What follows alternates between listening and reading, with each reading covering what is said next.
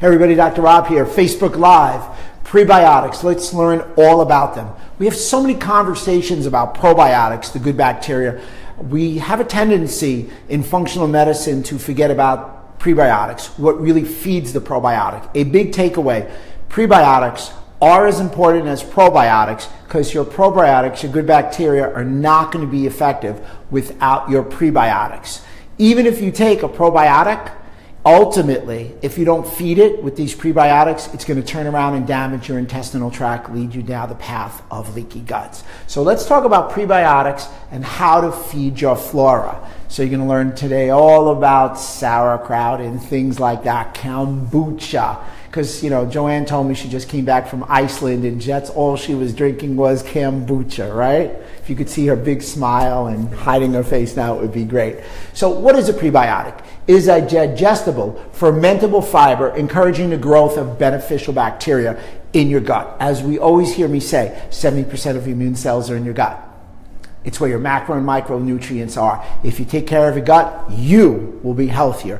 You will digest better. You won't have gas and bloating. You will have a better body composition, better musculoskeletal health, better brain health, better thyroid health, etc., etc., etc. If your gut is damaged, whatever passes your gut goes all through your body and you have systemic failure, systemic inflammation. So we want to take care of our gut, and prebiotics are a critical element to doing that. Number two, it's the fertilizer. It is your body's, it's your probiotics plant fertilizer. It's planting all that's needed so your probiotics can eat and not damage your intestinal tract, keeping that intestinal tract in its pristine condition.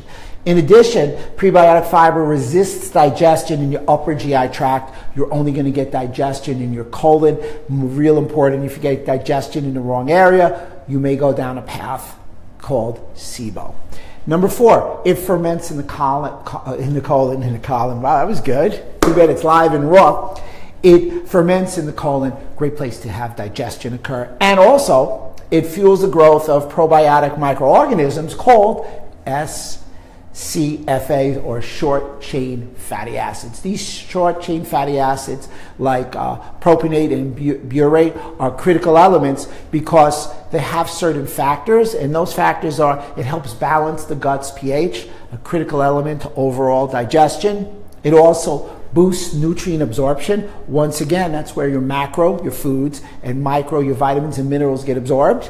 It also helps prevent leaky gut, a critical element, or like we talk about hyperpermeable intestinal area or hyperpermeability in your intestinal region. It also supports overall decrease of inflammation, and it also supports nutrient absorption, and finally, it helps reduce inflammation. So a prebiotic feeding your probiotic really takes care of your intestinal tract. I can't tell you, day in and day out, I have patients come in and I have the gut conversation. So most people, if I'm able to get past the idea that the gut is that house for the immune system and they have to take better care of it, no gluten, no dairy, no sugar, try and reduce your stress, modulate the amount of alcohol, no artificial sweeteners, then to get them to take a probiotic is almost an adventure. But to get them to understand the prebiotic and the feeding system, again, is that next level. But, we speak every Tuesday. It's a critical element to understand what the prebiotic does. So I want to flip over my handy-dandy little board here, my little whiteboard. So you want to eat your prebiotics. You've got three different types of prebiotics. You have FOS, fructooligosaccharides. Didn't want to spell that out. It was really long. You also have inulin.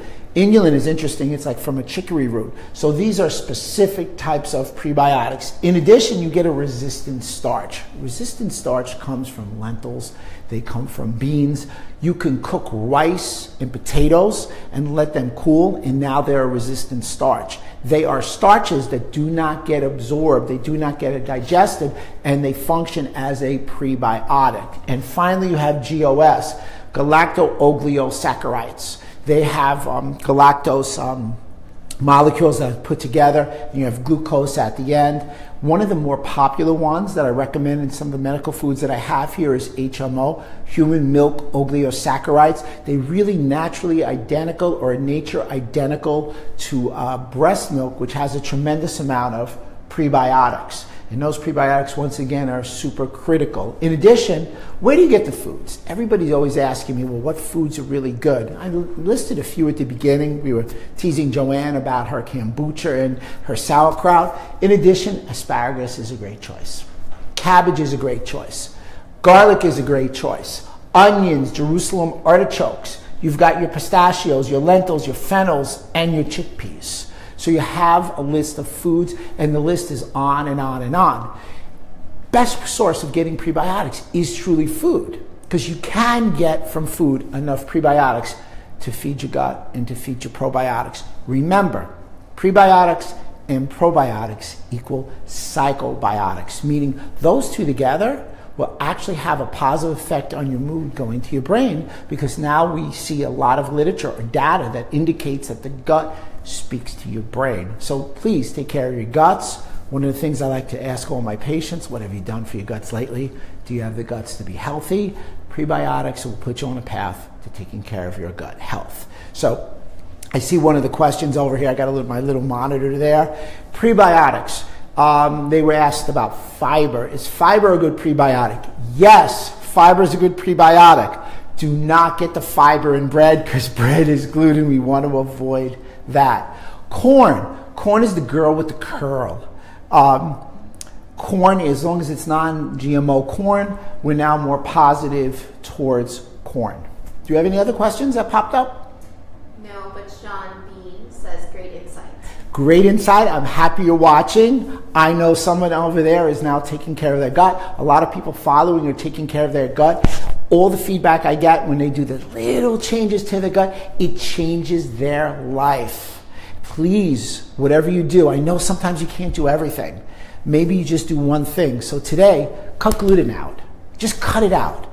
No gluten. Remember, no sushi rice, because sushi rice has gluten. No gluten. If you can do that, that's a big day. If you can add a prebiotic, that's in addition to that good day. Let's do something. Make one change today, because our most valuable asset is our health. We're good? Connie says she loves corn, organic corn. I wonder why Vonnie loves organic corn. That's great. Big thumbs up, Vonnie. Guys, do me a favor. Please, like it, share it, make a comment. Please make a comment. I answer all my comments. Let's get a string going. Let's share this with everybody. Let's try and get 50 shares. We're just trying to get the word out there. We want to talk about the gut. Remember, I got a book outside. It's called Inside Out Health. You guys can look at Inside Out Health, Amazon bestseller, Revolutionary Approach to Your Body. Chapter 1 on gut, 17 pages. You can read it in like 25 minutes at night, and you can change your life around. So please, like, click, share. Let's get a string. Let's get a conversation. Remember, every Tuesday, 2 o'clock, we're Facebook Live. I know you want to tell me something. You can subscribe to my YouTube. Let's go to Instagram. We're going to have a couple of YouTubes this week. We're going on the road. We'll be in Texas on Friday, and Saturday and Sunday we'll be in Minnesota. Anybody else? Okay. Dr. Rob, always yours in health.